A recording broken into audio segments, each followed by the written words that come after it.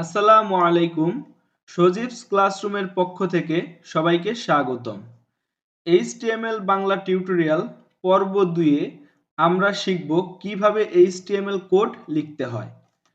গত টিউটোরিয়াল ভিডিওতে বলেছিলাম এইচটিএমএল কোড লেখার জন্য আমাদের একটি টেক্সট এডিটর লাগবে, যেমন notepad, notepad plus plus, MS Word ইত্যাদি।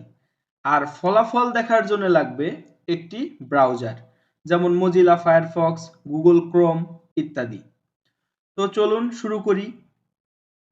প্রথমেই আমরা একটি text editor notepad plus plus open করে নিব।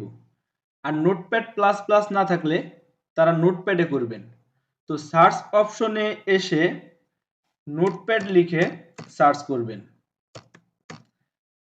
তো আমি নোটপ্যাড প্লাস প্লাস ওপেন করে নেই। নোটপ্যাড ওপেন করার পর প্রথমেই আমরা ফাইলটাকে সেভ করে নিব। তো ফাইলে ক্লিক করে এখান থেকে সেভ অ্যাজে গিয়ে যেখানে সেভ করবেন ওই ফাইলে ঢুকবেন, ফোল্ডারে ঢুকবেন। যেমন আমি ডেস্কটপে সেভ করব, তো ডেস্কটপে ক্লিক করে নিলাম। এবার ফাইল নেম, তো ফাইল নেমটা দিলাম ফার্স্ট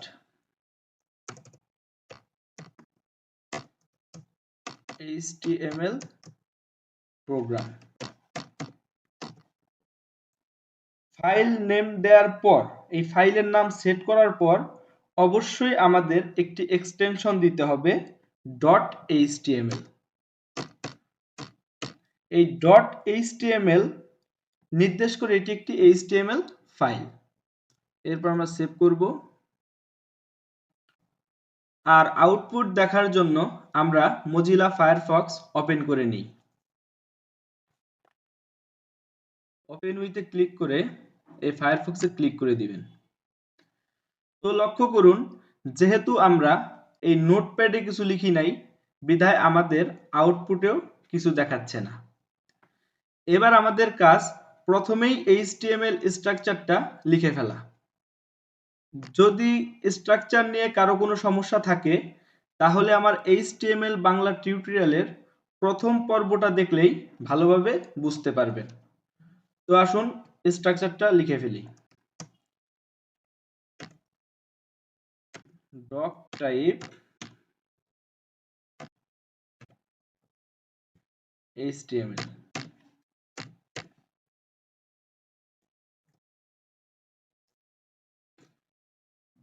এরপর ওপেনিং HTML ট্যাগ দিয়ে শুরু করব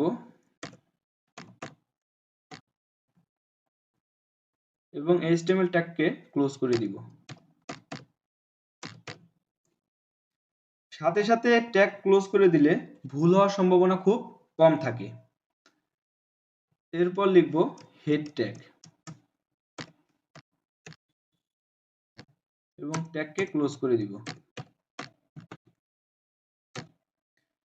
আর আমরা জানি হেড ট্যাগের মধ্যে থাকে আমাদের টাইটেল ট্যাগ। তো আমরা টাইটেল ট্যাগটা লিখে ফেলি।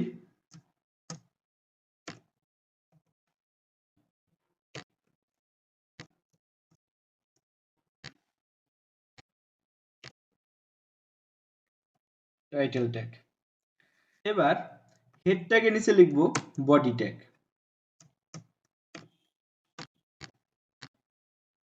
এবং বডি ট্যাগকেও ক্লোজ করে দিই।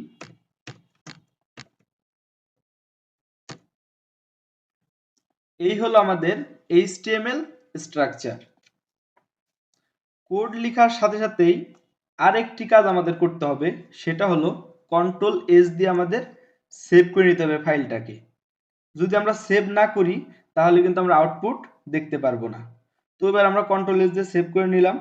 তো দেখি এবার আমাদের আউটপুটে কি দেখায়। তো আউটপুট দেখার জন্য আমাদের এখানে এসে অবশ্যই রিলোড অপশনে ক্লিক করতে হবে। তো দেখুন আমাদের কোনো আউটপুট দেখাচ্ছে না, কারণ আমরা শুধু স্ট্রাকচারটা লিখছি। তো এখন আমরা একটা টাইটেল সেট করে দেখি আউটপুটে কোনো পরিবর্তন আসে কিনা। একটা টাইটেল সেট করি, টাইটেলের নাম দিলাম HTML এবং Ctrl+S দিয়ে সেভ করে নিব।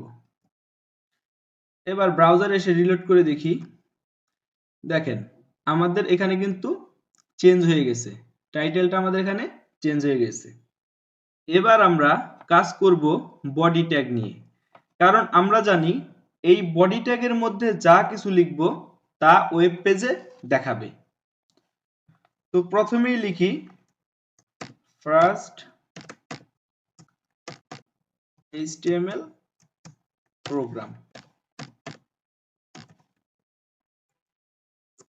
এরপর আমার নাম লিখি এমডি নাইমুর রহমান সজীব। এরপর লিখলাম বাংলাদেশ।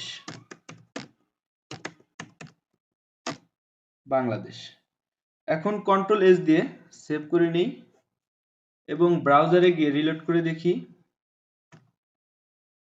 দেখুন এই বডি ট্যাগের মধ্যে যা যা লিখছি আউটপুটে আমাদের তাই দেখাচ্ছে।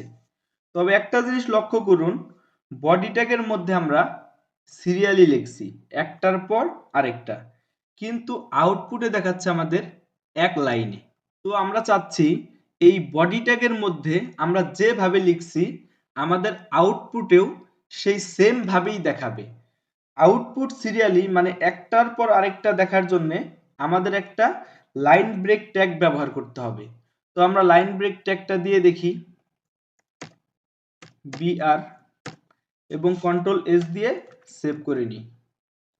এবার ব্রাউজারটা রিলোড করে দেখি, দেখেন আমাদের লাইন ব্রেক ট্যাগটা কাজ করছে। এবার প্রত্যেকটার শেষে আমরা একটা লাইন ব্রেক ট্যাগ বিআর দিয়ে দিই।